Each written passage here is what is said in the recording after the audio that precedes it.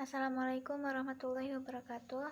Perkenalkan, nama saya Siti Samsiah dari kelompok 5 Hukum Tata Usaha Negara, NIM 101901000.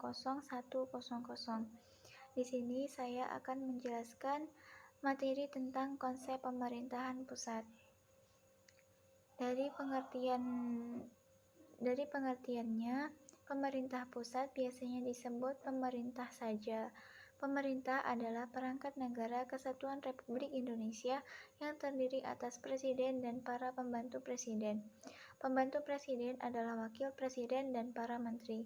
Pemerintah mempunyai tugas menjalankan pemerintahan untuk mencapai tujuan nasional. Kemudian, susunan pemerintahan pusat sesudah amandemen 1945 dibagi menjadi 4. Yang pertama yaitu lembaga legislatif. Lembaga legislatif adalah lembaga negara yang memegang kekuasaan membentuk undang-undang. Lembaga ini terdiri atas 1. Majelis Permusyawaratan Rakyat atau MPR. Yang kedua, Dewan Perwakilan Rakyat atau DPR. Yang ketiga, Dewan Perwakilan atau DPD. Yang selanjutnya yaitu lembaga yudikatif. Lembaga yudikatif adalah lembaga yang memegang kekuasaan di bidang kehakiman. Lembaga ini bebas dari campur tangan siapapun. Lembaga yudikatif juga yang menyelenggarakan peradilan guna menegakkan hukum dan keadilan. Lembaga yudikatif terdiri atas 1. Mahkamah Agung atau MA. Yang kedua, Mahkamah Konstitusi. Yang ketiga, Komisi Yudisial. Yang selanjutnya, lembaga eksekutif atau pemerintahan pusat. Lembaga eksekutif artinya lembaga yang memegang kekuasaan pemerintahan. Lembaga ini merupakan lembaga yang paling luas wewenang dan tugasnya dibanding lembaga negara legislatif dan yudikatif. Lembaga ini yang mengendalikan dan melaksanakan pembangunan sesuai undang-undang. Lembaga eksekutif dipimpin oleh Presiden dan Wakil Presiden. Presiden dan Wakil Presiden juga dibantu menteri-menteri dan lembaga negara lainnya. Lembaga eksekutif itulah yang disebut dengan pemerintahan pusat. Presiden dan Wakil Presiden dipilih oleh rakyat Indonesia dalam pemilihan presiden. Lembaga eksekutif bertugas mengurus berbagai urusan pemerintah. Urusan pemerintahan tersebut sebagai berikut, yaitu melaksanakan politik luar negeri. Yang kedua, menciptakan pertahanan nasional. Yang ketiga, menjaga keamanan dan melindungi seluruh warga negara Indonesia. Yang terakhir yaitu BPK atau Badan Pemeriksa Keuangan. Badan Pemeriksa Keuangan adalah badan yang bertugas memeriksa tentang keuangan negara. Dalam pelaksanaan tugasnya, BPK terlepas dari pengaruh kekuasaan pemerintah. Hal tersebut dinyatakan dalam pasal 23E ayat 1 Undang-Undang 1945 bahwa untuk memeriksa pengelolaan dan tanggung jawab keuangan negara diadakan suatu badan pemeriksaan keuangan yang bebas dan mandiri. Adapun anggota BPK berjumlah 9 orang yang terdiri atas seorang ketua, wakil ketua, dan 7 orang anggota. Anggota BPK dipilih oleh DPR dengan memperhatikan pertimbangan DPD dan disahkan oleh Presiden. Pemimpin BPK dipilih dari dan oleh ketua dan oleh anggota BPK. Anggota BPK memegang jabatan selama 5 tahun dan dapat dipilih kembali untuk 1 kali masa jabatan. Assalamualaikum warahmatullahi wabarakatuh. Saya Siti Alvina Qurratul Uyun dari kelompok 5 akan menerangkan tentang lembaga-lembaga negara dalam susunan pemerintahan pusat. Pemerintahan pusat biasanya juga disebut pemerintahan saja. Pemerintahan merupakan perangkat negara kesatuan Republik Indonesia yang terdiri atas presiden dan para pembantu presiden. Pemerintah itu mempunyai tujuan menjalankan pemerintahan untuk mencapai tujuan nasional. Tujuan nasional negara kita adalah melindungi segenap bangsa Indonesia, memajukan kesejahteraan umum, mencerdaskan kehidupan bangsa, ikut melaksanakan ketertiban dunia. Lembaga negara merupakan perangkat dalam sistem pemerintahan di Indonesia. Indonesia menganut paham pembagian kekuasaan, bukan pemisahan kekuasaan. Lembaga negara ini dikelompokkan ke dalam 3 kelompok, yaitu lembaga legislatif, lembaga yudikatif, dan lembaga eksekutif. Lembaga eksekutif ini adalah struktur lembaga perwakilan rakyat. Secara umum terdiri dari 2 model, yaitu lembaga perwakilan rakyat 1 kamar, yukameral, dan lembaga perwakilan rakyat 2 kamar, bikameral. Dalam ketatanegaraan Indonesia, lembaga legislatif ini direpresentasikan pada 3 lembaga, yakni MPR, DPR, dan DPD. Yang pertama, Majelis Permusyawaratan Rakyat. Lembaga ini sudah ada sejak merdekanya negara Indonesia pada awal disahkannya UUD 1945 tanggal 18 Agustus 1945. MPR dalam susunan kelembagaan negara memiliki posisi sebagai lembaga tertinggi negara. Sebagai lembaga tertinggi negara saat itu, MPR ditetapkan dalam UUD sebagai pemegang kedaulatan rakyat. MPR adalah pemegang kekuasaan tertinggi atau pemegang kedaulatan rakyat yang lebih tinggi dari lembaga-lembaga lainnya. Tugas dari MPR yaitu mengubah dan menetapkan Undang-Undang 1945. MPR juga bisa memberhentikan presiden dan wakil presiden apabila tidak mampu menjalankan tugasnya dengan baik. Susunan MPR terdiri atas anggota Dewan Perwakilan Rakyat dan Dewan Anggota Perwakilan Daerah yang dipilih melalui pemilihan umum. Sebelum adanya amandemen UUD 1945, MPR merupakan lembaga tertinggi negara.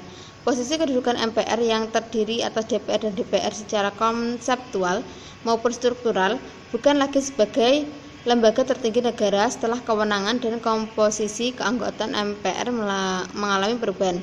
MPR seperti sebuah forum antara DPR dan DPD. Ketika DPR dan DPD itu berkumpul, itu sebenarnya ada sebuah institusi yang terbentuk secara insidentil. Atau dasar inilah kemudian bisa mengeluarkan suatu produk hukum. Karena kalau tidak, akhirnya tidak ada produk hukum. Dari ketiga lembaga legislatif tersebut, posisi MPR merupakan lembaga yang bersifat khas Indonesia. Menurut Asidoki, keberadaan MPR terkandung nilai-nilai historis yang cenderung dilihat dari secara tidak rasional, dalam arti jika kedudukannya sebagai suatu lembaga dihilangkan, dapat dinilai menghilangkan satu pilar terpenting sistem ketatanegaraan. Bismillahirrahmanirrahim. Saya akan melanjutkan presentasi yang selanjutnya, yaitu tugas dan fungsi pemerintah.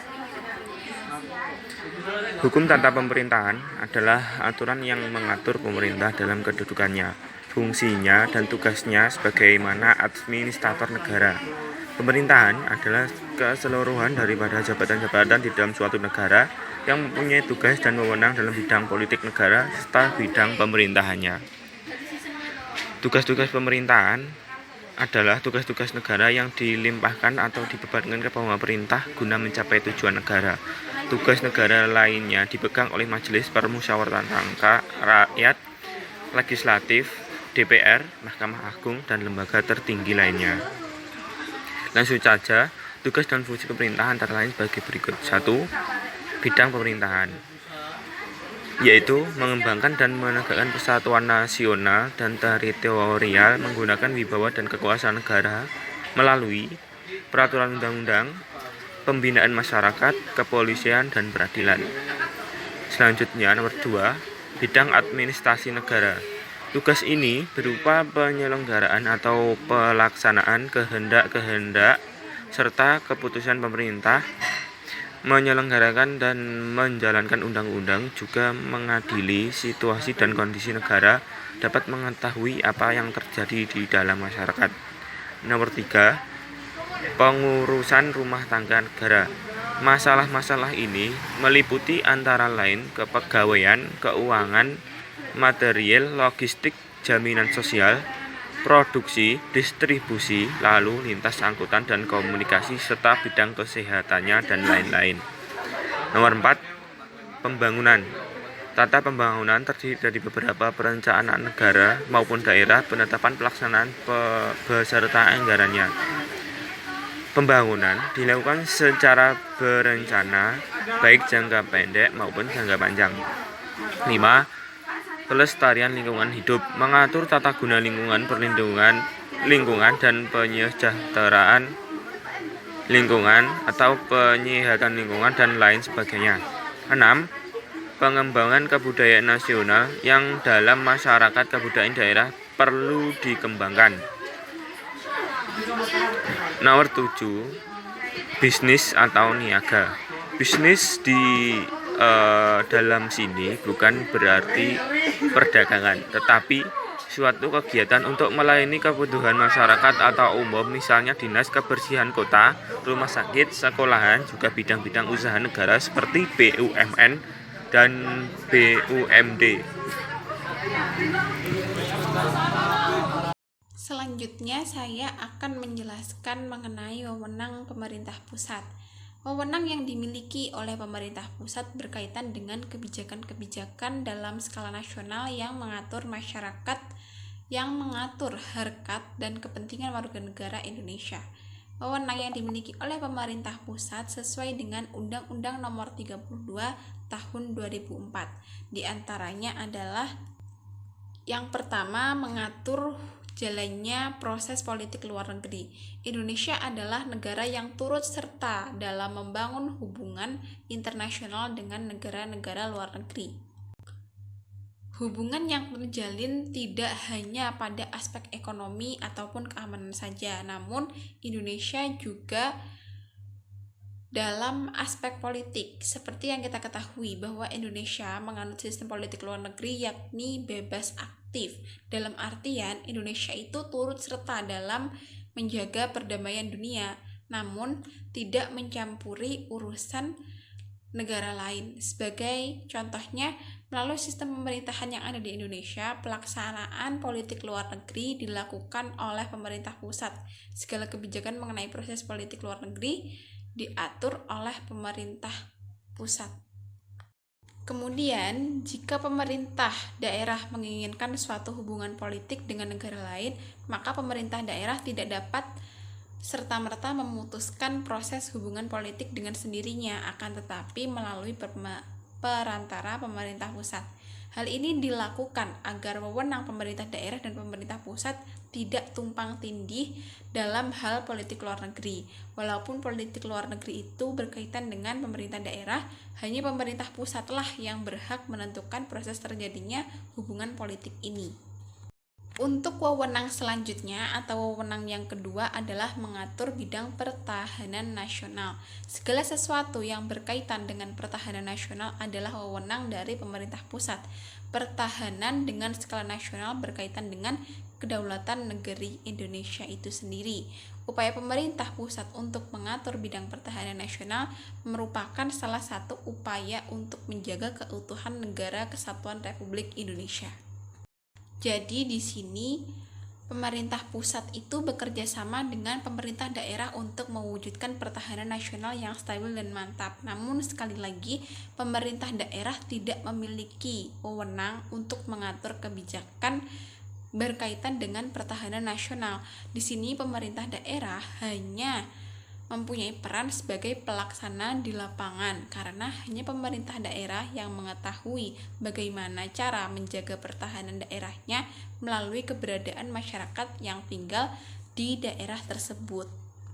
Untuk wewenang yang ketiga adalah mengatur bidang keamanan nasional. Keamanan negara merupakan sesuatu yang harus dijaga dan diatur oleh pemerintah, baik itu pemerintah pusat ataupun pemerintah daerah.